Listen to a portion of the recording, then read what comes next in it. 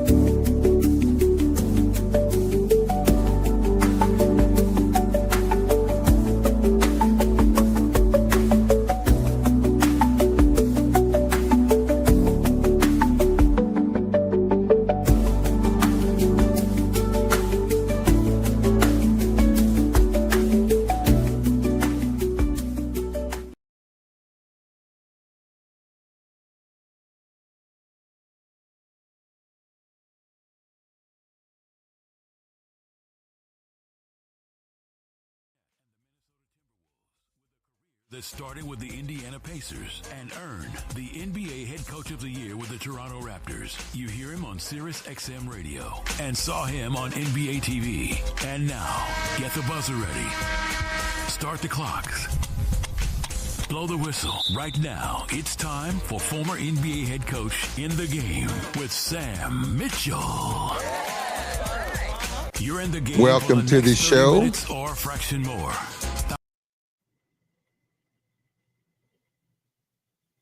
Welcome to the show. The music. Man, look, you got to get your music intro, and you got to give me a signal, dude. Either the music going to fade or you got to point to me or something, man. But your timing is killing me, bro. It's killing me. I said here and told you. I said, dude, you ready to go. Point to me or something. This is the real deal. This showbiz, and you just sitting there looking at me with sunglasses on. I need to so point. I can't even read your freaking eyes. I need to point at you. Something. All right, or let the music fade or something. It's time for you to go. Well, look, it's time for the show, man.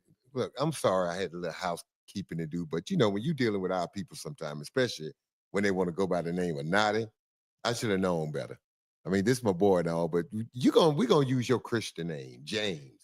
No more Naughty. We're gonna use this name his mother and father gave him, James. But listen, welcome to In the Game. We got a super packed show for you today. I mean, I'm not going to say some crazy things, some unusual things that are happening in the National Basketball Association right now.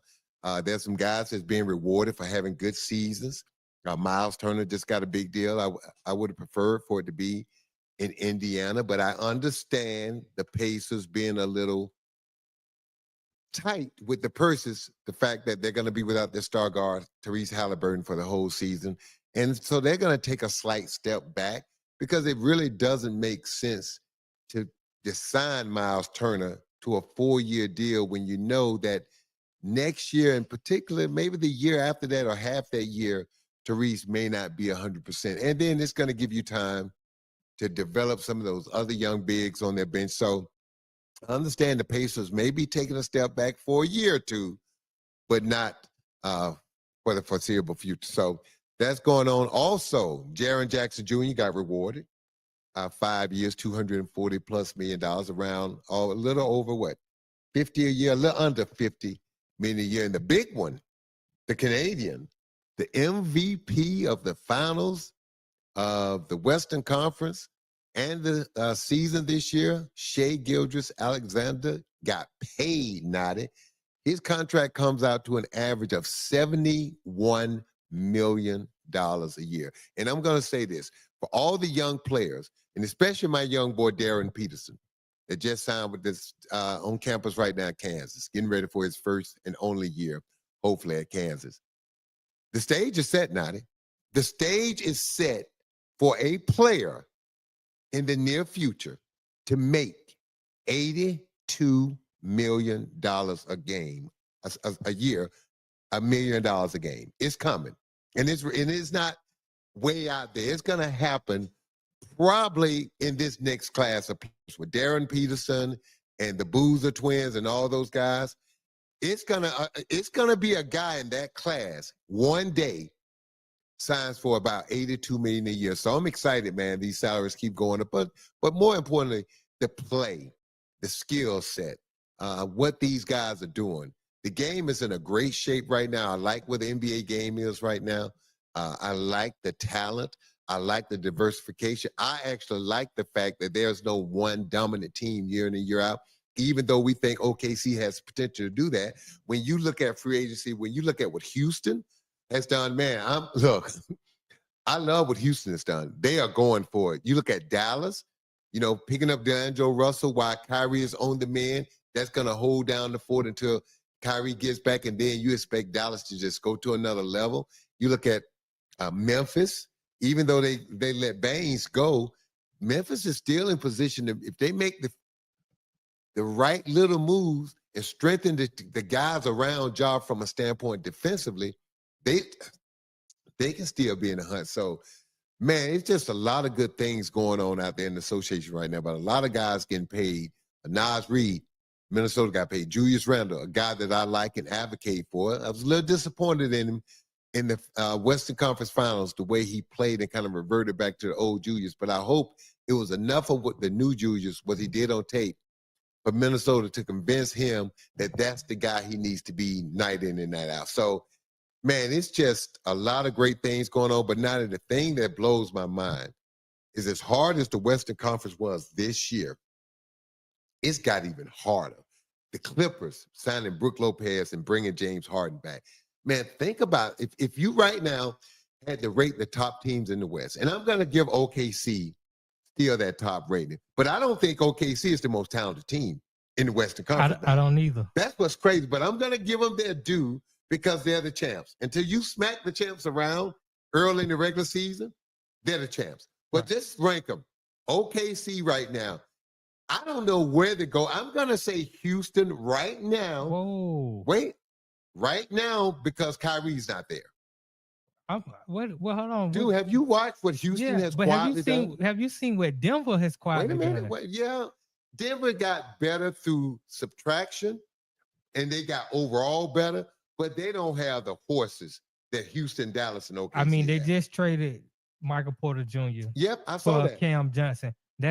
Look, that hold up now. that saved them $15 million in Yeah, salary. but let me slow your roll now. And then they just traded today for Valanciunas. They got rid of Okay, Dario you got a Saric. backup center. Right. And 'cause- Sarge was not good. But listen, hold up. I Okay. like those moves, but dude, okay.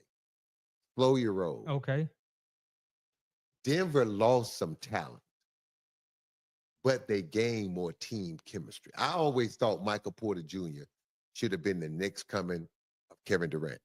That was me. Right. If Michael Porter Jr. wouldn't hurt his back, he was going to be #1 pick. He's crazy talented. The fact that he's 6'10", can shoot the three, can handle. He does everything Kevin Durant does, and you could say he may be a better athlete. Kevin Durant may be a better basketball player, but I never saw that true development. I think Michael Porter Jr. got caught up in the new NBA just launching threes. If you watch him, that's all he does. 60-70% of what he does at three-point line. I would like to see him more in transition. I would like to see them putting him on the elbow, forcing him to get down here. To me, he should be a guy getting to the free throw line 8 to 10 times a game, every night.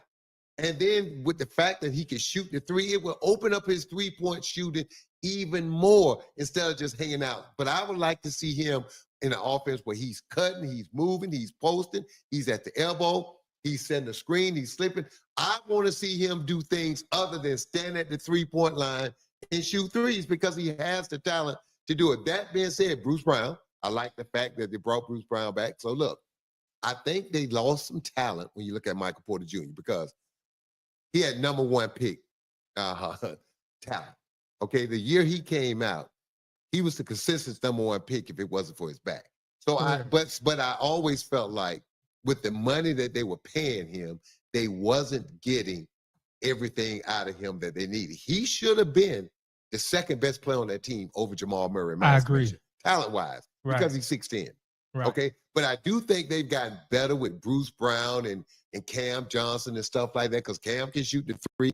He's not as athletic. He's not as a complete player as Michael Porter Jr., but he's going to stick to his role and play his role. Right. And he's going to do whatever the young coach David Alderman needs him to do. And we already know what Bruce Brown's going to do. So I like what Denver has done from that standpoint. But, dude, there is no way you can even mention Denver and Dallas, what they have done, the way those teams. When you look at Houston, look at what Houston has done. They built a team around Kevin Durant to where they don't ever have to play him at the power forward position. To me, that's a no-no. Kevin Durant at 37 years old, you got to keep him upright. You got to keep him clean. He's your assassin. He's the guy that put people to sleep. You know, you remember the movie John Wick? Right. You remember when they talked about the boogeyman and how bad everybody was scared of boogeyman? And the Russian warlord said, no. John Wick is the guy that we send to kill the boogeyman. Kevin Durant is the guy you put on the court in the last 5 minutes of the game to take care of the boogeyman, to bring it home. But he can't do that if he's got to guard the best small forward, if he's got to get 10 to 12 to 15 rebounds a night, he's got to get beat up. You got to keep him clean. Ime Udoka going to play him at the 2 and at the 3. You will not see Kevin Durant playing power forward, and I love that. So from that standpoint, when you look at all the pieces and the size that they brought back Steven Adams. They just signed Clint Capella. They got the kid, the young man from the Lakers, Dorian Finney-Smith, who can play multiple positions and can back up Kevin Durant.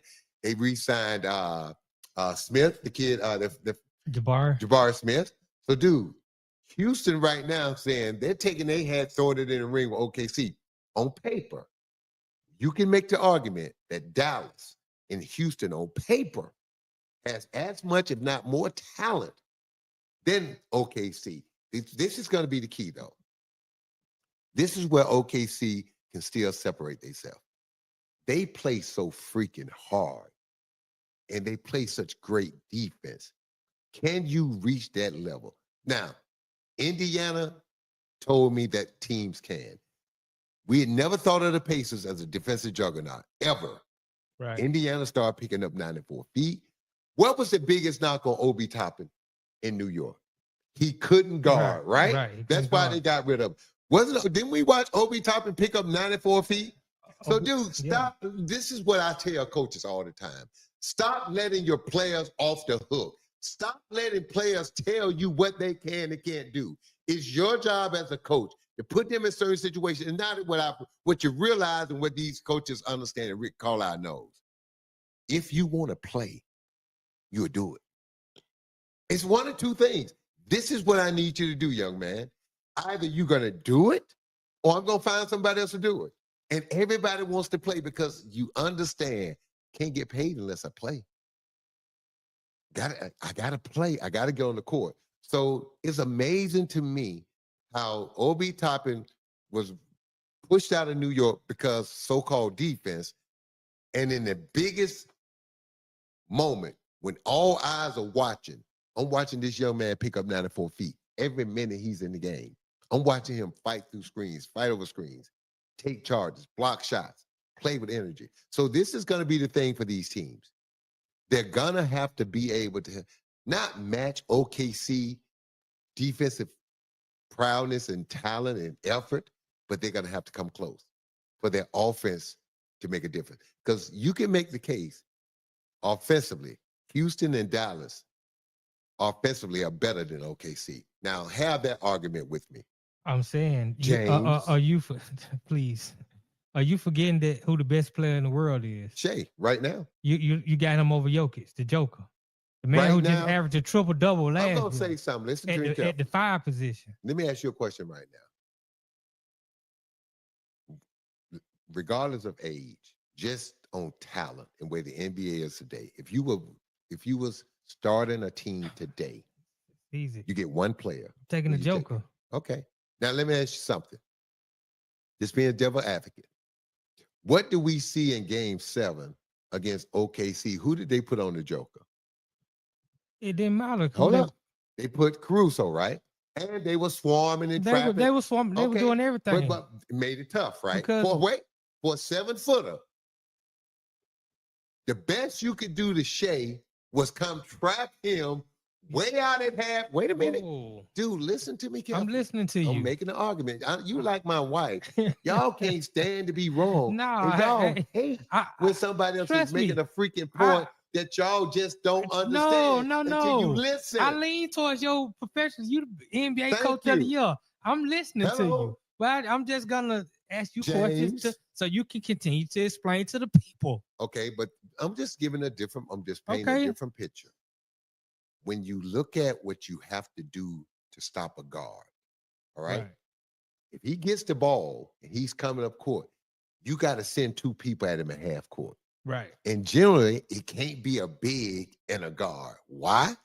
You know, we teach the guard, if you send a big and a guard to come trap, attack the big.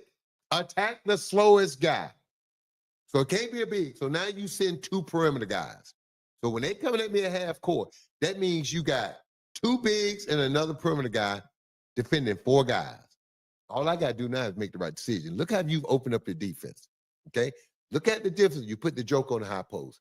You put a smaller guy to get up under it. So now he's looking. He's uncomfortable. See, I got you uncomfortable. Now I'm digging. Now I'm trapping. You don't know where it's coming from. You don't know if it's a big, and what I'm trying to force you into is to take a quick, hurry, fadeaway jump shot, 18-footer. Because you don't know what the trap coming. You can't defend Shai the same way. I agree. So even if he comes off that screen, you got to have the big, got to trap him. Again, there's 2 guys. All I got to do now is get rid of that ball. My point is this. When you're putting together a team, ask yourself what position the other team, what they would have to do defensively to slow or stop that guy. And if they got to expose their entire defense to try to slow this guy down or stop him, maybe that's the guy you need to start with your team. So how much do you... So my question to you is it easier to trap and put a smaller guy and disrupt the Joker? Or is it easier to disrupt Shai coming up court where he can see everything in front of him? Well, I watched the playoffs. I saw that it was easier to disrupt Shai because Denver problem was Michael Porter had a busted shoulder. Yeah. And then Aaron Gordon had a tight hamstring, and then Murray got sick. Yeah. So all the attention can now go to the Joker. Yeah. And Joker still's putting up 40 and 15 Look, with 8 assists. Look, my job is to create some thought and then get people to look at things in different ways. But I see what you're saying. You made a great point. You just made a great point. OKC won the championship, but again, do we know that? Are we sure that they were the best team? Because you made a good point. Aaron Gordon pulled his hamstring for Game 7. The point guard, Jamal Murray, was sick. Michael Porter Jr. was playing one arm. Those things matter. Even though they say it was his left shoulder, dude, it affects you when you're going up to shoot. That pain, people don't understand. Yeah, I shoot right-handed, but everything I do, my body and my shoulders are connected. So even every time I go up to shoot with my right hand, I feel that pain. Also, it limits which way I can go. I'm not going to be trying to go left. I'm not going to try to do certain things, right? When I go to the basket, I'm not looking to take contact. So it alters how you play. And then let's go to this. Look how Halliburton started in Game 7. He was 3 for 3. Indiana was, even without him, was up at halftime by 2 points. But think about Halliburton made his first 3 threes. So now all of a sudden, Halliburton makes Pascal better. He makes Obi Toppin better. He makes everybody better, especially when he sets you up by making the 3. Now you got to come up on him. And now he gets in the paint. So you can make an argument. Because Shai didn't have great numbers in Game 7. You can make the argument if Halliburton don't go down and the way he was playing, the way he started, Indiana might have won that game. You got a good Indiana point. might have won that game. They might have won that game. And so, I mean, Indiana may have won that game. And I promise you this, if you ask Rick Carlisle and you look him in the eye and say that the best team win, he would say, I would like to have known if Tyrese wouldn't have went down. Right. Especially the way he started. He started off perfect the way Indiana needed him to. Knocked down his first 3 threes. Now he set OKC up for the buffet table. Because now you got to come out and respect my jump shot. Now I can live in the paint and get past you. Now when Chet and all those guys step up, now I'm dropping it off. Now I'm kicking it here. Now Pascal Siakam don't have to dribble the air out the ball to get to his spots. I can set him up. Now when I get to the hole, I got Obi Toppin, who's been raining threes wide open without having to rush because I've collapsed the defense. So again, I'm a pacer guy, and I respect what OKC has done, but I still would have liked to see those 2 things. If Denver would have been healthy and if Halliburton wouldn't have got hurt. But again, now that we say it before every season, it's who stays healthy. And staying healthy during the playoffs, I don't know if it's luck, I don't know if it's skill, I don't know what it is, but it is what it is, and it's part of the game. Right. So you got to still give the love to OKC. But again, going back to the West, the Clippers signing Brook Lopez, bringing back James Harden, looking at that team, everybody forgets the Clippers took Denver to 7 games. Yeah. And James Harden was a no-show in that 7 games. As usual. Well, but think about, okay, I'm going to cut James some slack from this standpoint. Look at what James had to do during the regular season when Kawhi got hurt to keep them afloat. 40 minutes a night, putting up big numbers, playing a lot of minutes. Is Kawhi going to be healthy this year? Well, that's the hope, man. And that's the hope every year. I'm sure the same thing in Philadelphia. They hoping Paul George and Joel Embiid not just be healthy, but be in shape. Maybe Joel Embiid just getting in shape may solve most of his health problems if he lose weight, get in shape. But that being said, you're looking at the Clippers. We still, we haven't even talked about the Lakers. And listen, I said this the other day, last night I was doing the show. When Rich Paul released that statement, first of all, LeBron don't play. Oh, I'm going to get my $52 million. Oh, yes, sir. I'm opting in. Yes, sir. I got to have that. Get my $52 million. Because I earned it. Look at my numbers. Oh, yeah. I was all NBA. So I've earned that $52 million at 41 years old. Okay. But when Rich Paul made the statement, we understand the Lakers are maybe in a rebuilding situation. I'm going to opt in. And if they are, we sit down at the appropriate time and look for a place for me to go. How are you rebuilding with Luka and LeBron? That's unheard of. What LeBron is saying, though, I'm looking for another place to go. Look, man, LeBron is not stupid. You can say a lot of things about LeBron, but stupid is not one of them. Okay? LeBron looking around the landscape. He's saying, we didn't beat Minnesota. They swept us. Right. Okay? In the first round. So me, Luka, and Austin Reed as the big three, that ain't going to get it done. All right? So he knows that. He's looking at what Houston has done. Correct. He's looking at Dallas. Yeah. He's still saying OKC. He's looking at Denver. He's looking at the Clippers just across town. All right. Looking at what they've done. What do all those teams have in common? San Antonio. Look at what San Antonio quietly doing. Yes. Okay? So he's sitting there saying, okay, I'm counting. We ain't going to be first. We're not going to be second. We're not going to be third. Wait a minute. We're not going to be fourth. What is Rob Pelinka there for? Okay. Because you look at all those other teams that you just named. And one thing all those other teams have, they have bigs. They have multiple bigs. People, hit your like button if you like what you're seeing. And subscribe to the In the Game Network. Sam Mitchell, we got more shows coming, but they all have multiple bigs. Now we're seeing DeAndre Ayton is about to get bought out. Yeah. We'll talk about that. We'll add him in the equation. Okay, I just want to. I'm just saying, there's some things the Lakers can still do. And Damian Lillard, Dame Lillard is out there also, just throwing out some names. There are some things. We're gonna look. Let's take a break because we got to pay some bills and stuff. Let's take a break. When we come back, ladies and gentlemen, there's been some interesting things in the NBA. I've been around the NBA since 1980. Some of the stars being bought out, forced out, kicked out, whatever you want to call it. Listen to In the Game with your host, Sam Mitchell. We'll be back right after this. Sports fans of Real Talk and Hoops Insight, stay in the game with NBA legend Sam Mitchell. Now you can show your love for the In the Game podcast with exclusive merch from the In the Game online store. Coffee cups, caps, grab bowl t-shirts, cozy hoodies, sleek thermal drinking cups, and more. It's all with that signature Sam Mitchell swagger. Visit InTheGameStore.com today and get in the game with Sam Mitchell, because it's more than a show. It's a lifestyle on the In the Game Network. All right. In the Game with former NBA coach Sam Mitchell is taking a break. We'll be back in less than 2 laps. This is the In the Game Network. And we're back on the In the Game Network with Coach Sam Mitchell. Lead in right now to hear what the coach has drawn up on the Welcome back to In the Game. James finally pointed at me and gave me a cue. It was still not up to par, but anything's better than what he's been doing. Welcome back to In the Game. I'm your host, Sam Mitchell, and we've been talking about the free agent signings, how some of these teams are looking, how they're being constructed, deconstructed, players moving around. And before the break, we talked about Dame Lillard, DeAndre Ayton, and what's the guy, Jordan Clarkson from Utah.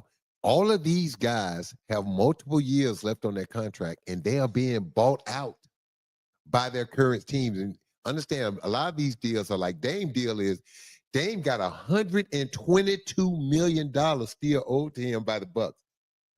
And what they're going to do is stretch it out over 5 years or something like that, right? Right. Which, if I'm Dame, stretch it out over 10. Dude, I love to be like Bobby Bonilla. Every year for the next 10, 12 years, I'm getting a check for 4, 5, 6, 7, 8, $10 million. Stretch mine out. All right, that's my retirement plan. But they're going to stretch him out, which means Dame Lillard is all of a sudden an unrestricted free agent with $122 million guaranteed, and he can negotiate a deal, I think, with anybody. Indeed. So this is what I want to think about. Dame Lillard was hell bent on getting out of Portland, going to where? Miami. Now there are no obstacles in his way to pick wherever he wants to go. I guarantee you Miami's not his first choice. Because now he can go anywhere. He's free. So he can look at this and say, okay,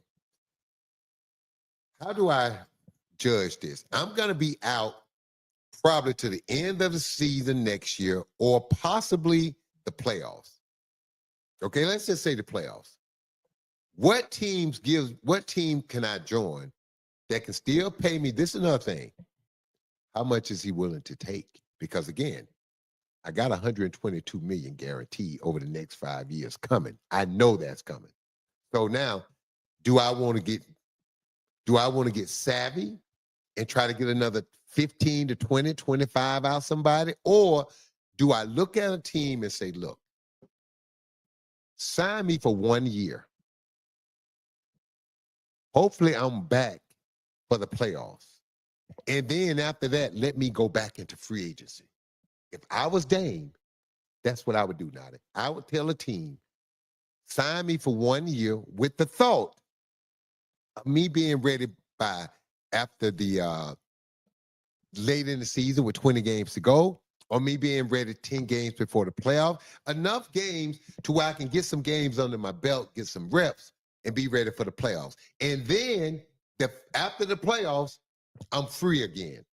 Instead of taking a deal, say a 2 or 3 year deal for $10 million a year, I would bet on myself because I got the $122 million I know is coming, right? So I would say, sign me for a 1 year deal. You know you're not going to have me until maybe late into the season or the playoffs. Let me come. Let me ball. I play. Hopefully we do well, but this is the key. See, and if he does that, it opens up more teams if he's willing. That's why I say a 1 year deal. He's not going to do a 2 or 3 year deal for short money. It just if I was his guy, if I was his agent, I said, look, Dane, we're not doing no 3 year deal for $30 million. Right, I $10 agree. million a year. No. Even though you got 122 million, no. Let me tell you what we do. We do a 1 year deal and we pick the right team, and whatever that amount is, they need to fit us into that cap because we're only picking a team that we got a chance to win championship with. Would it not make sense to do a 2 year deal with the second year being a player option? That way he can have some guarantees. Yeah, do that.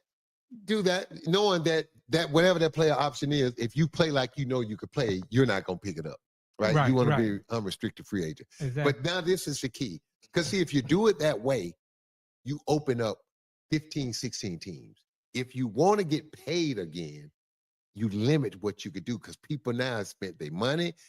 People have committed to first things teams are going to do is re-sign their own free agents to draft picks if they like them. That's the very first thing they're going to do. Next thing they're going to do is try to sign your team best player free agent.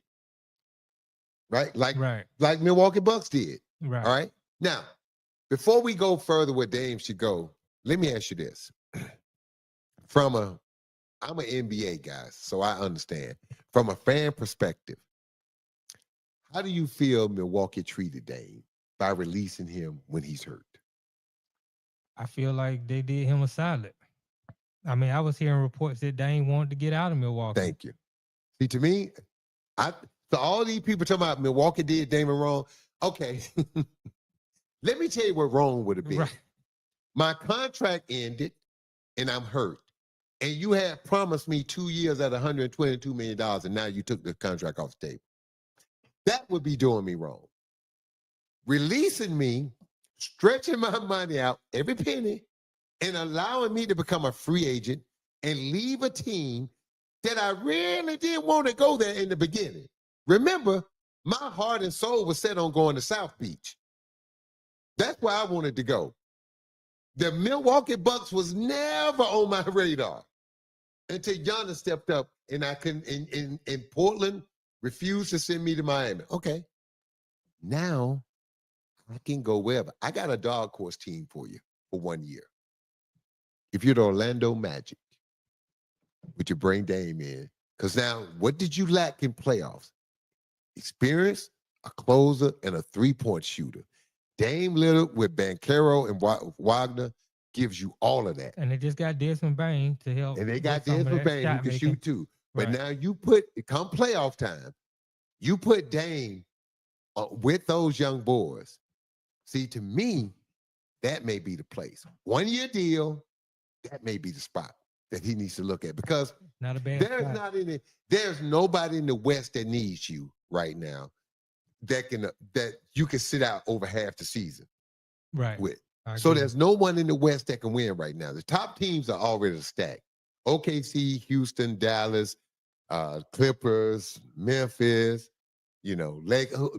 Those teams have paid. But a team like Orlando that needs another shooter, that needs a guy that can close games. Think about it. You put him on that team in the game, who do you key on? You run a high screen and roll with Banchero and Dame Lillard, and you got Desmond Bain spotted up. Who you going to help off of? You're absolutely right with Orlando, because Orlando is younger, and having somebody of Dame's experience and capability to shoot, I agree. And you can, Anthony Parker, my ex-player, this is the guy you need to be focused on. And they can play because they're younger. And that's the thing. I would go to Dame. I said, Dame, this is the amount we have. It's to your advantage to sign a one-year deal, a 1 year plus option. It's to your player option. It's to your advantage to do that. You come back with 15, 20 games to go, play your way back into game shape, get your rhythm back. We go into the playoffs. We already know the Celtics are down. We already know these other teams. You know, Indiana is not going to be the same without Halliburton. We know the Celtics not going to be the same. All right, so we know these things right now. So now look at our competition, the Knicks.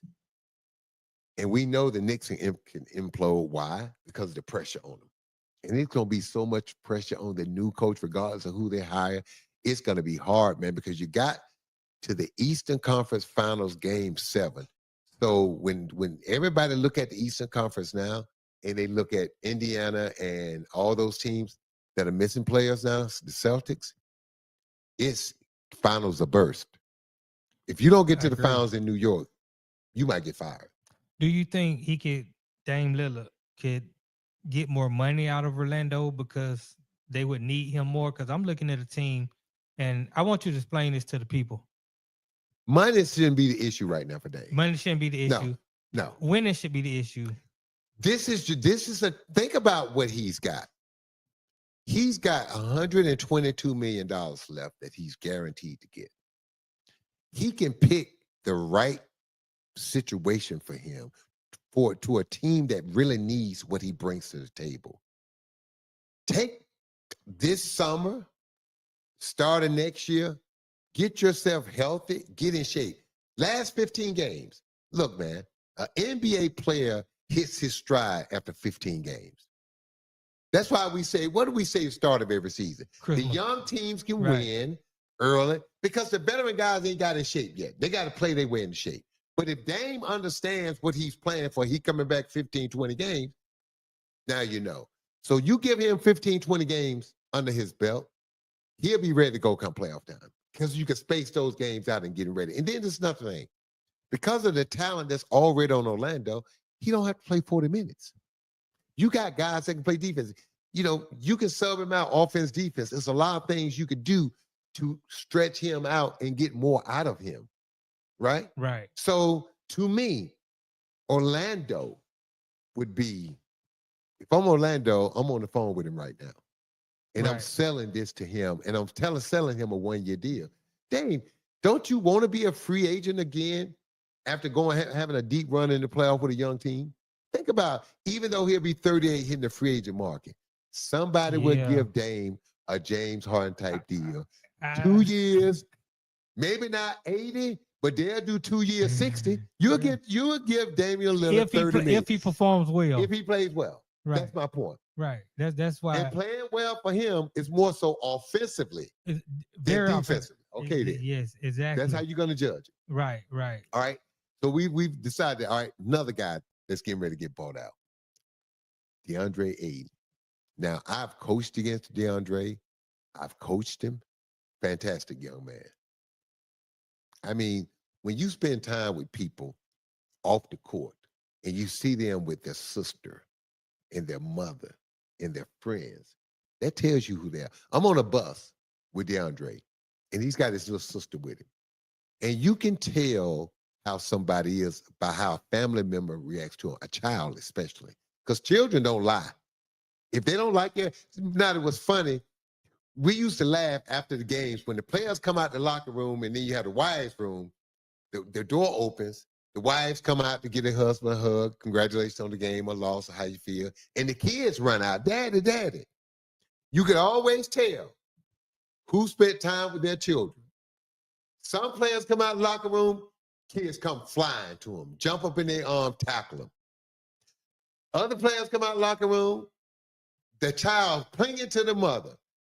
He got to force the baby on the dad. The dad got to come here, baby, come here, and just take him. So you can tell, right? So you can tell. My point is, look, man, I saw DeAndre Ayton with his sister. She was clinging to him. He was gentle. He was kind. He was patient. He talked to her like he was a young father. And I was so amazed. And I said to him, I was like, dude, man, that's so cool to see your relationship with your sister, your baby sister like that. He was like, Coach, this is my baby. I love her. Like it's just me and her. And me being her big brother, I take that seriously. And she knows that. She know, like, we don't have our father. So she knows I'm it. And I just thought, to me, that was amazing. Because if he wasn't gentle, if he wasn't kind, she wouldn't have been like that. Now, the mother was sitting in the seat behind him. She wasn't sitting with the mother. She was sitting with her big brother. And it reminded me of my relationship with my little sister when we was growing up, me being 4 years older than her. We were like that. We just cling to one another. That being said, look at all the teams that need bigs. And he's available. And now remember, people, former number 1 pick. The number 1 pick of the draft. So we already know the Lakers need him. Do the Lakers have the money to pay him? Because DeAndre Ayton's situation, even though I don't know what his contract situation is with Portland. How many years he got left? Because he had just signed an extension. So I think he's got like 3 years. If you can get that now, let me know. I think he has like 3 years left on a pretty nice contract, right? So he's getting paid. But the question is, does he want to make more money on top of that? Or is he willing to do like we talked about with Dame, take a less number and slide in for more of a fit? See, to me, Ayton is different because of his age and the fact that he's somebody that you may want to continue to build around. So to me, if the Lakers could afford him, if the Lakers could figure it out, they need him. They need a big that can play center or power forward. They need him. But this is the thing. He's not the rim protector like some other bigs are, but the Joker's not really a rim protector. So for Ayton, the thing is, do you want another big contract out of a team? Or are you willing to just kind of fit in and stuff? Because were you able to find out how much money he got left? Yeah, he has $35.6 million left. So just 1 year left? I'm saying this is just a 1 year. So he's got next season is last year. Yeah, well, it's over this now. season. Yeah. So he's well, no, that can't be right. Now you're looking at wrong information. I know Ayton signed a deal a year or two ago. Yeah, he spent 2 years in Portland. Yeah. So he signed a 4-year deal? It says the Blazers were unable to unload Ayton's expiring $35.6 million salary.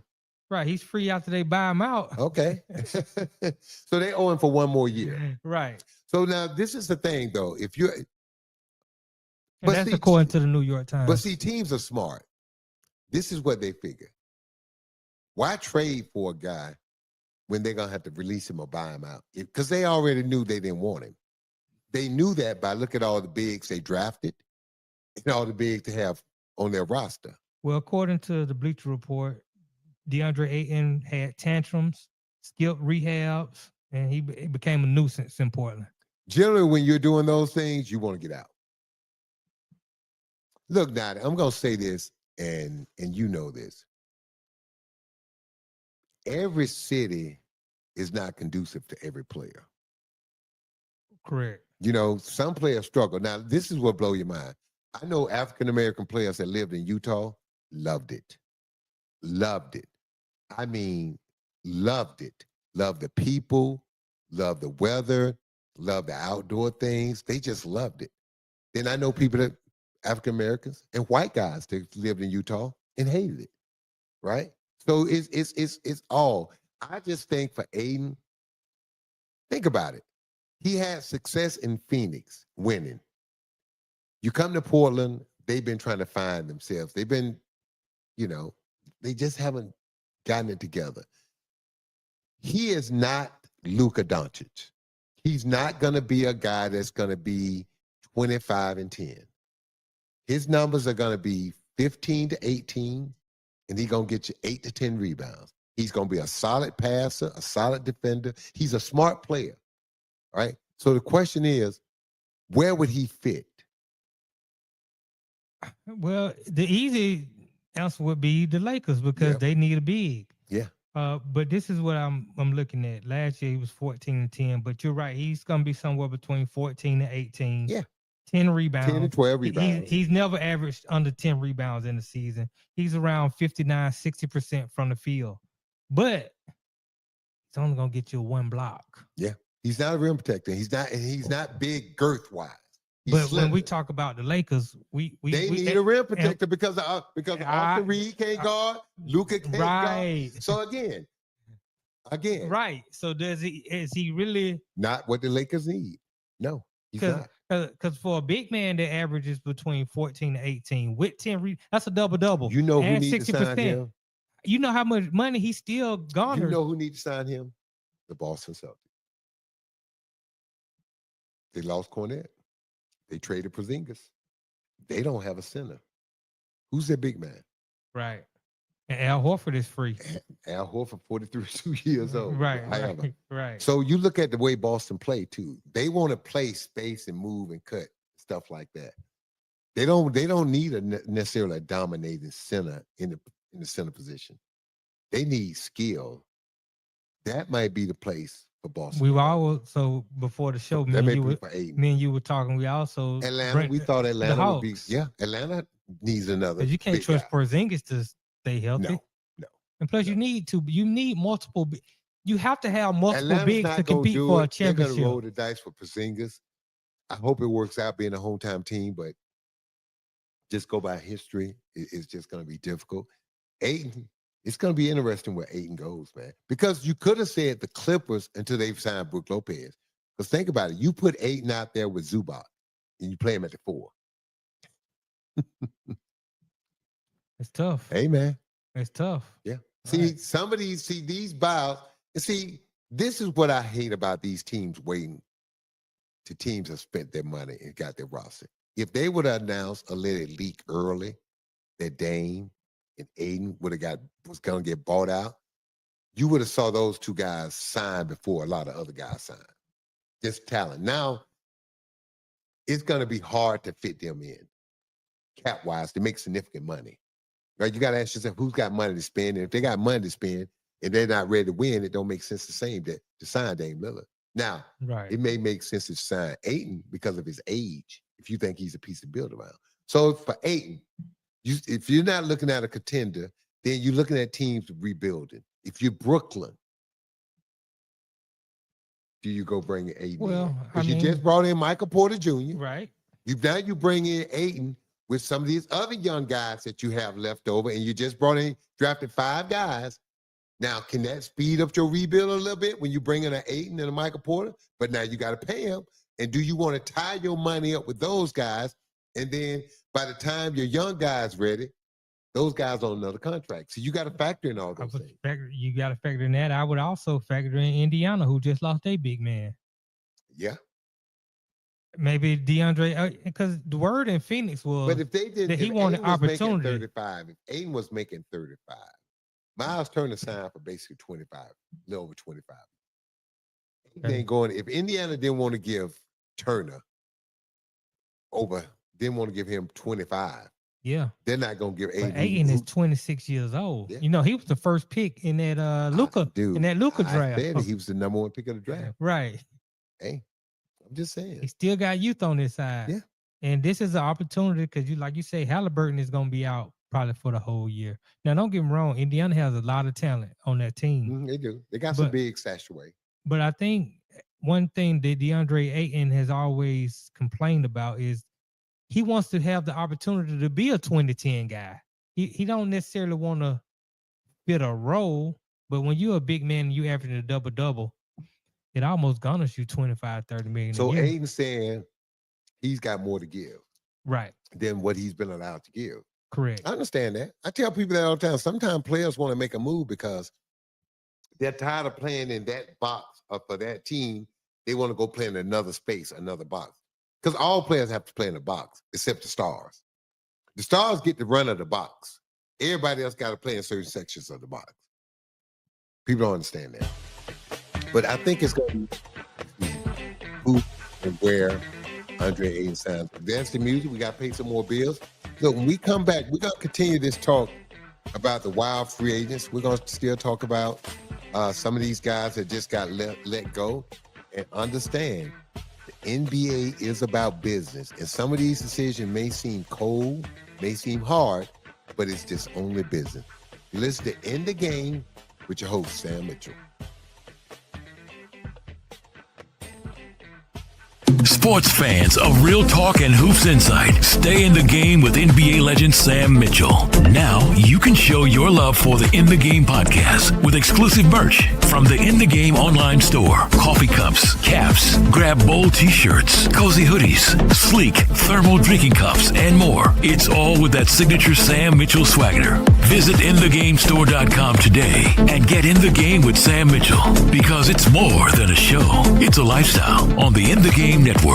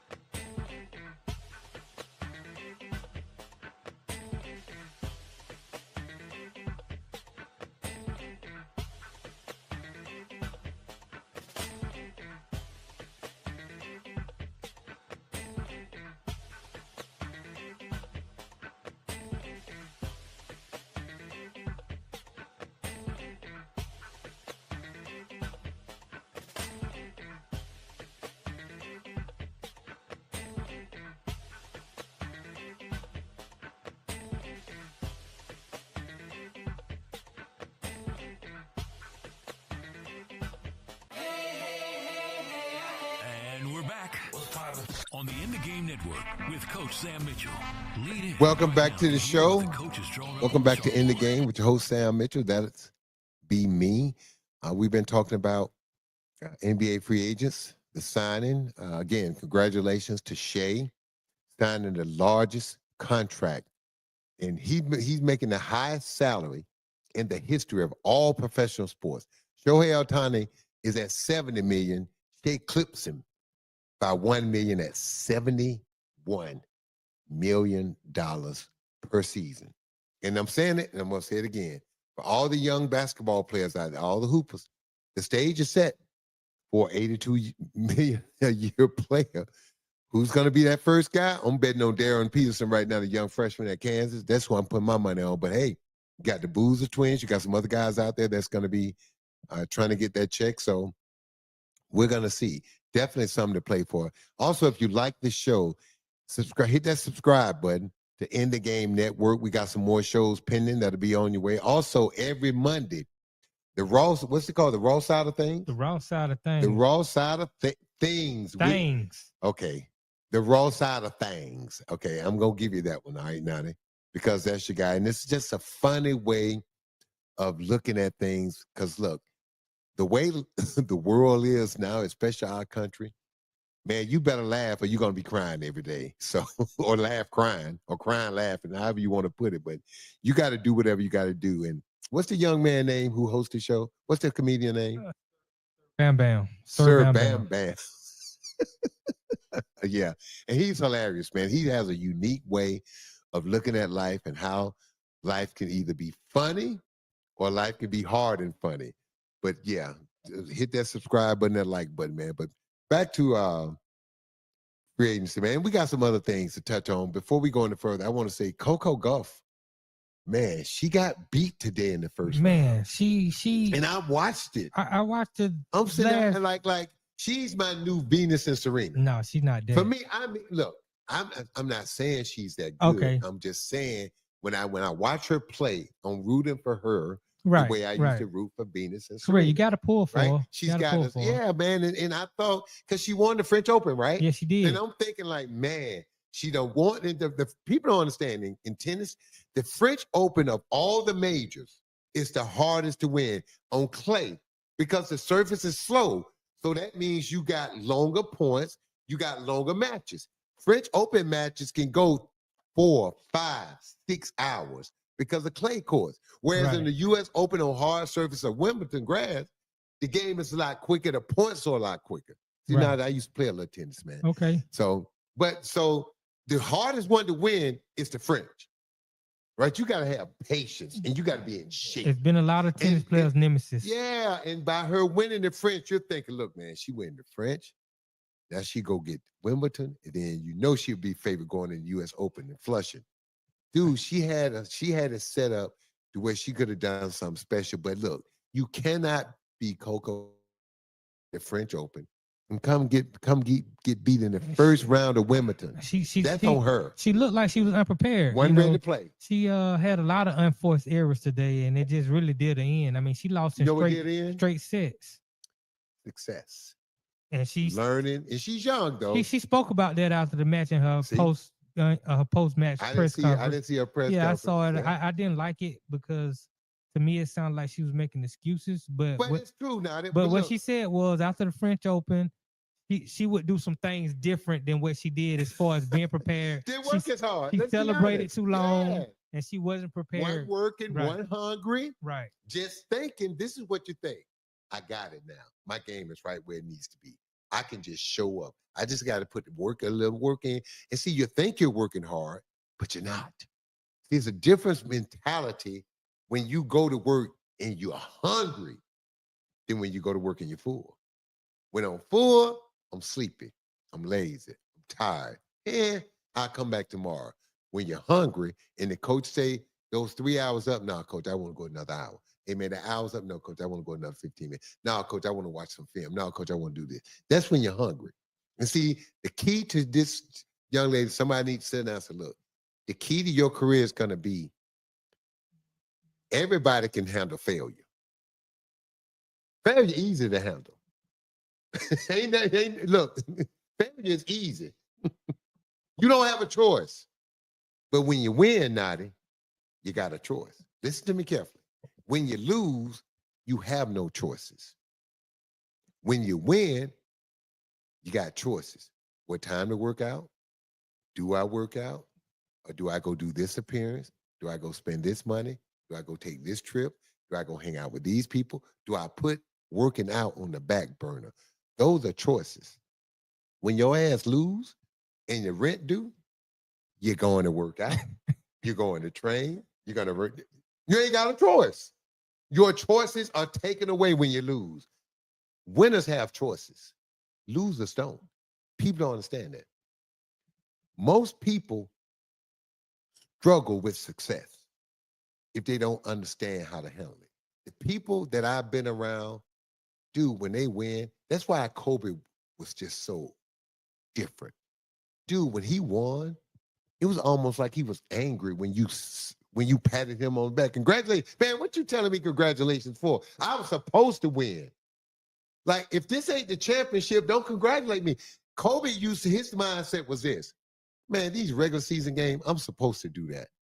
The night he dropped 81 on my team in LA, everybody running up to him, he was like, dude, this is what he said to me. He said, Coach, that night, if we don't win that game, the narrative is I'm selfish. I'm hard to play with. He said, so you got to be mentally strong to understand that and not care what people think. You got to be mentally strong. He said, so I'm not afraid of success because failure is going to make me work. Success makes me work harder. Barry Bonds said this one time. He said when he was going through a slump, he took a step back, put pressure on himself. He said when he was hitting it well, he stayed in the batter's box. He worked harder. Most people, when they're having success, they take a step back. The great ones, the elite, the special ones work even harder because they want more. People used to get on Tiger Woods because he would change his swing. He won 10 tournaments, 3 majors, and he's changing his swing. You know why Tiger changed it? Because he didn't win them all. Tiger thought he should win every tournament he teed up in. Every one. So in his mind, if I don't win every one, I'm falling behind. That's why they're great. That's the difference. So congratulations. Look, yeah. Coco, you look, this is a learning moment for her. It is. She's Learn still young. from it. She's young, man. Learn from it. But this is a tough lesson to learn. And sometimes the best lessons are tough. Right. So she'll rebound from this. And we gotta say congratulations to Diana Yastremska. That's the girl who beat her. She was ranked number 42 in the world. Beat her. But she's a tough draw because she likes to take a lot of risks. She's not a tennis player that you want to play in the first round. In the first round of a tournament, especially if you're unprepared. Yeah. Well, she could be good from a standpoint. Because I was watching the match and I heard Chris Everett, the announcer, I think it was Chris Everett, was saying early on this could be a good match for her because it forces her to hit shots and it forces her to get comfortable on grass. Right. Because she says she's uncomfortable on grass. She don't play a lot of grass tournaments.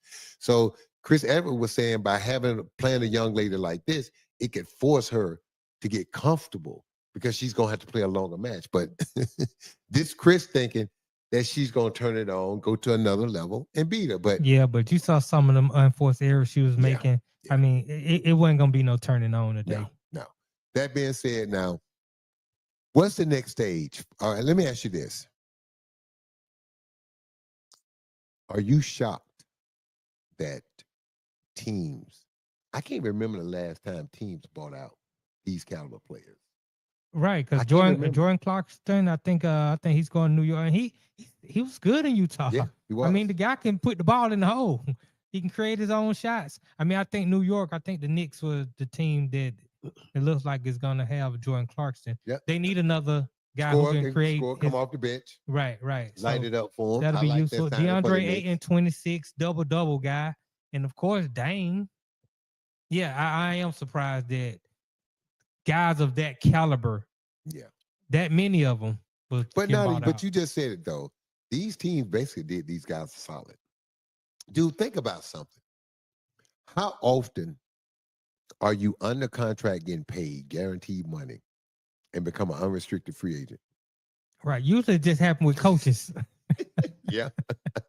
And become an unrestricted free agent. Right. Dude, that's a godsend. That's like, I keep doing this. I get it. You're averaging 2 turnovers a game. That's a good one. It's like God just sprinkled down this magical dust and said, look, man, I want to bless you again, my son. Right. Just give you an opportunity for more money. And then they get to pick and choose where they want to go. One thing we got to transition over to, and I want to touch on this because people don't know this. My very first love was football. I was a football player before basketball. I sucked in basketball. I kept getting cut. I got cut, ladies and gentlemen, in the 7th, 8th, and the 9th grade. Got cut. Now, I'm going to say it was unfair, the trial process. Okay, you tell me if I'm wrong or not. Our coach, it was 83 kids that tried out for the 7th grade team. So he said it's impossible to have a fair trial. So he's going to base it on skill. So he sat down in a chair under the basket like this. And he cocked his finger like a pistol. And you had to line up and do a right-hand layup or a left-hand layup. And if you missed either one, if he shot you, you were cut. You grabbed your book bag and he had the door open and hit the door. Now, my non-playing ass, I can make the right-hand layup. As soon as I missed the left-hand layup, he did like this. I missed it so bad now that he hit me with the shotgun. Boom, boom. At least some kids, they get the machine gun. You know, they got the machine gun. I got the boom, boom. And I'll never forget, me and my buddies, it was like 6 of us, all of us got cut. We walking home from the trials, all mad and pissed off that we got cut. And then we're looking at each other like, we missed a layup. Dude, you shouldn't be on the team if you can't make an uncontested layup. So that was my experience in 7th grade. 8th grade, I started on football. 8th grade, I go out for basketball again. I can't remember. I think that tryout was maybe like 2 days, and I got cut. I think the 9th grade, I tried out, and then the 10th grade night, I was so embarrassed. I didn't even try out. I joined ROTC in the 9th grade. So my career path was, I was going in the Army. I'm going to be a second lieutenant. Yeah. So that was it for me. But we was talking about football. The Pittsburgh Steelers just traded Micah Fitzpatrick, all-pro safety, back to the Dolphins where they got him from.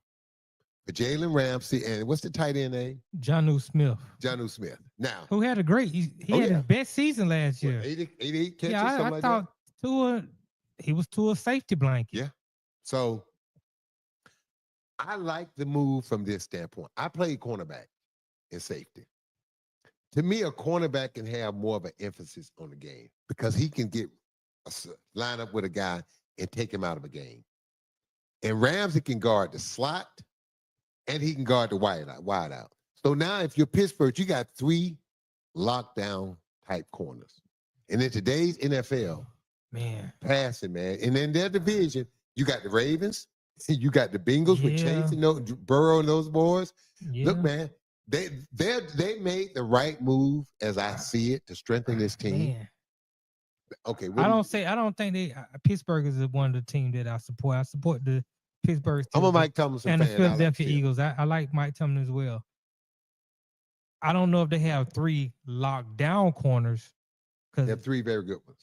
Yes, Darius Joy Porter Jr. He's the best one out of the 3 that they have. Yeah, he's still the best. Joy Porter. He's the youngest. Okay, Jalen Ramsey has been great, has a Super Bowl, but he's getting up there in age. And then you got Darius Slay, who just came from Philly, just won a Super Bowl. Yeah. But he's been having trouble over the last couple of years staying on the field. Yeah. And he's 34 years old. That's why I think they went for more depth at that position. Because look, 17-game season, some guys going to miss a game here and there.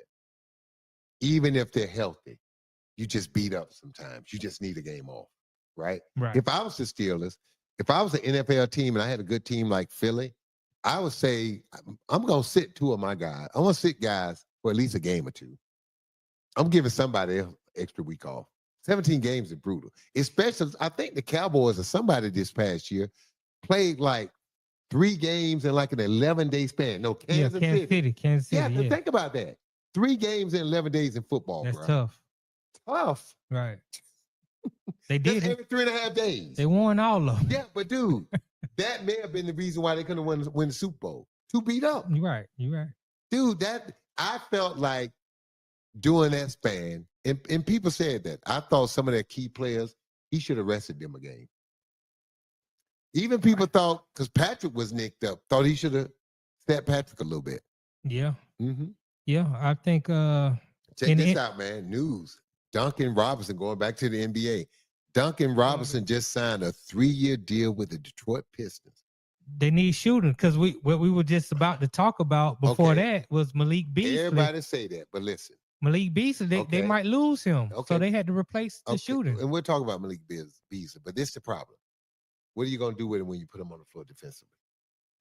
Hold up. What did Miami sign him? Dude, this is what I don't understand. Are you going to play him? And hold up. Are you going to play him even though he has defensive deficiency? Because this is the thing. You say you need shooting. I ain't never seen nobody make a shot on the bench. Yeah, you just gave him $48. You just gave him $48 million a year. Right. You just gave the man $48 million. So no, that's more than 12. Yeah, that's more than 12, right? Yeah, for 3 years. For 3 years, dude. I'm looking at this. That's like $16 million. But this is the thing: he don't defend, he don't rebound, and he doesn't make plays and make people better off the dribble with the ball. Right. He's strictly a guy that can make shots. Well, my thing is this: I don't just want him on the team. Is the coach gonna play him when he realizes when he's out there, people are attacking him every time? That's what happens. I'm saying, do they not know what they're getting? You get away with it in the regular season. Right. Playoffs. Did they attack Luka every time? They put him in every pick and roll. Right. Every pick and roll. Now, I tell people this all the time. When you get to the playoffs, they don't care who you are. They're going to, if you are weak link, look at Mike Conley Jr., look at Dame Lillard in the playoffs. They win at him every time. Well, let me ask you this. How closely do general managers and head coaches pay attention to all the other players in the league that's not on their own team? They think they can do something different. Because when you convince yourself to give that guy that money, you think you can do something different. Just go back and watch the tape. Stop listening to what somebody tell you. Go watch the tape. Can he guard his position? Because I'm telling you, come playoff time, every time he walks on the floor, I'm going right. Well, we already know he's a defensive liability. Okay, now so think about he this has now, to make shots to stay on the floor. You can't make enough shots. Let me tell you why. He's not going to have the ball all the time. This is different than having Jalen, than Brunson or Karl Anthony Towns. Because they got the ball. They can get payback. Right. Duncan Robinson's not going to bring the ball up. You got to pass it to him. You got to create to get him a shot. He can't get a shot for himself. Right.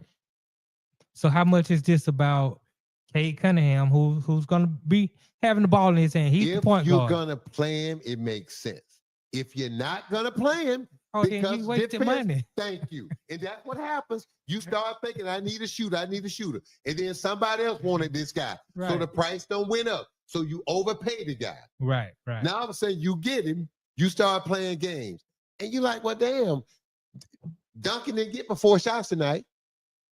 He was 1 for 4, but he gave up 14 points defensively. Right. And then every night you see, well, every now and then he has a night where he gets 8 shots. He's not getting 20 shots tonight. He's not getting 15. He's not getting 10. So if he ain't getting at least 10, 12 shots a night, what are you doing with him? Because in order to get 10, 12 shots, you got to play him. I don't have a problem with you signing him, but this is what I don't want to hear. I don't want to hear he's sitting on the freaking bench because he can't guard. This is not a rookie. This is not a second-year player. He has plenty of tape on him. Right. Plenty of eyes. You've played against him. Right. Ask yourself this. When you played against Miami and Duncan Robinson walked on the floor, did you attack him? Did you think he was a weak link? If you did, why would you sign him? And I'm surprised you better play him. No, dude, I'm telling you, you better play him. Yeah. He got to play. And I don't want to hear he's not good defensively. Detroit is another one of those teams where now I'm thinking about Dame because they just lost Dennis Schroeder. That's right. Dennis Schroeder just signed with Sacramento. Right. He signed with Sacramento, and they were trying to work on a trade where they were going to send Dennis Schroeder in the signing trade, and they were going to get back Malik Monk. That would have solved all their problems. But Sacramento was going to give up Malik Monk? Yes. That's what the reports were saying. But it didn't happen like that. So Sacramento still has Malik Monk. Malik Monk would have prevented them from signing Duncan Robinson. Dude, I'd rather have Malik Monk. Oh, yeah, of course. Yeah, me too. He's a ball player. Yeah, he's a hooper. My thing is, look, man, I just don't. The guy does one thing out of 6 good. The other things you got to cover for him. And I'm just telling you, man, I do not want to hear the coach can't put him on the floor because he can't play defense. Because I want to tell you something now. If the coach got other alternatives and the guy can't guard his yard, J.B. Bickerstaff going to put him on the bench. Because I'm telling you, in today's NBA, you got to play defense. Dude, OKC and Indiana just showed you. If you're not willing to play defense, you're not winning the championship. You're fooling yourself. They played hard. They played intense, right? Dude, I have never seen NBA teams, and I've been around this league since 1985. I've never seen teams picking up 94 feet, guards and forwards, the whole game. They picked up so much, Nadi, to where they had to bring the center to half court and in the back court to knock these defenders off, to free these guards up. Think about that. We've never seen that before. So look, man, this is an arms race. I love it. But I still don't think there's not a team in the East right now that can beat a team in the West. For championship. Wait a minute. You just told me in that first segment that had Tyrese Halliburton not got hurt, things might have been different. Yeah, if he wouldn't have got hurt in that thing, but dude, you and I agree. We don't know if OKC the best team in the West now. I agree. Now I'm giving them that. You may not. I'm giving them that because they won the championship and they didn't lose I give them anybody. that right now. They're the champion. But you asked me that 15 games into the season, and it's not going to take me a half a season. You asked me 15 games into the season because this is the difference now. Every game matters. You mess around and get out to a slow start, you get in the hole, can't get back. Because where you going to look at your schedule where you can run off 8, 9, 10 wins in a row? That ain't happening in the West. Think about Cleveland had 2 16-game winning streaks in the regular season. That ain't happening next year in the Western Conference. Ain't nobody in the Western Conference winning 16 games at one point, not twice. That ain't happening, Captain. Then you look at the bottom of the West. Even there, down there, they're going to fight you. Who's going to be the bottom teams now? Sacramento? Who else? I mean, where do you put Golden State? They haven't done anything. Right now, where they go? They lost Kevon Looney. They're going to lose the kid, Jonathan Kuminga. He's not going back. Yeah. That's the next thing. Where is he going to sign? Because he wants to get paid. Now, Duncan Robinson I've been hearing got Miami. $16 million a year. That's why Miami didn't bring it back. Maybe Kuminga's going. That's what I've been hearing. And he's going to want 20. He's going to want at least 22 to 25. Wait a minute. I mean, maybe that's true because he's young, but he hasn't proven anything. Maybe, look, Duncan Robinson got 48 for 3, so hell, I don't know. After getting 96. Right. Think right. about it. Yeah, that's... Dude, Duncan Robinson going to walk out the NBA and have made $170 million. That's crazy. And his talent is I can shoot. But, you know. No rebounding, no playmaking, no defense. I can just shoot. And in the last few years, look at the minutes he played. Yeah, that's what I'm saying. I've seen games where he don't play. Right. He don't. That's DNP. my point. Yes. DNP because can't guard. Right. Can't rebound. Can't facilitate. So again, I don't like that move for Detroit. I understand it. Now, if you're telling me he's going to play 25 to 30 minutes a game, let's see. But if you're not going to play him, I'm going to say it again. I do not want to hear he can't defend. He can't play make. Because you got years and years of tape on Duncan Robinson. So, look now, man, this been a heck of a show today, before you go, do we have anybody? Yeah, we do got we have any questions in the chat. In the chat line? We had a lot of comments in the chat. But Mocha Bella, she's a Miami Heat. She's all Miami. She Miami Dolphins, Miami Heat. I like that name. What's that name? The Miami Marlins. Mocha Bella. I call her Sweet Mocha. Oh, Sweet Mocha. Look at Sweet you. Mocha, yeah. Stop flirting on my show, dude. But she says Pat Riley won't be taking Dame Dollar. He not healthy. No. It wouldn't make sense because you don't know where Miami's going to be late in the season when Dame's going to be ready to come back. It's going to be interesting to see where he ends up. It really is. You know, it's going to be interesting because I think he'll be back late in the season to make a playoff run. The question is, who's that team that's going to do it? Again, I'll say it again. Orlando, to me, makes the most sense. Denver Nuggets, I didn't read this post, but one of the listeners said DJ Chuck, that's his name. Denver Nuggets just signed Tim Hardaway Jr. to a 1-year deal. Oh, and the shooter. Yeah, so, you know, they're trying to get, look, I think what they're trying to do, I think what Denver's trying to do is just get quality. I think they're trying to put together a cohesive team so a young coach can just coach without worrying about personality. Right. And before we go, I wanted you to just chime in on this Malik Beasley situation. Yeah, now, and set people, Malik Beasley is being investigated by the feds for gambling. And as you all should know, it is illegal for NBA players to gamble on basketball games. I think any gambling, period. I think it's just basketball. I think it's just basketball. They may be allowed to do other stuff, but if it was me while I'm playing, I wouldn't touch any of it. I would stay far away from if I went into a casino, I wouldn't go into the sports book area. I remember when I was the coach of Toronto, I used to go to the side of town, Little Italy, where my tailor was, pick up my suits. And it was a coffee shop. And he and I would always go in and get a double, triple espresso, right? And all the Italian dudes sitting around in there with the cigarettes, they still smoking, all of them drinking their cappuccinos, and they speaking Italian. They all dressed to the dime. And my friend used to like to say, quote unquote, now this Canada, those guys are connected. I don't know what kind of mafioso in Toronto, Canada, but I think he just liked to do that. But every now and then, those guys, oh, coach, who you like tonight? Man, I don't know what you're talking about.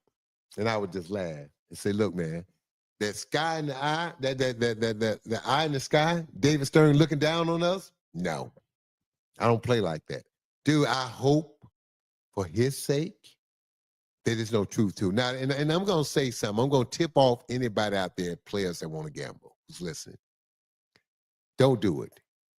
And if you think you're smart by getting a friend of a friend of a friend of a friend of a friend, someone 15 spots removed, this is where they're going to get you.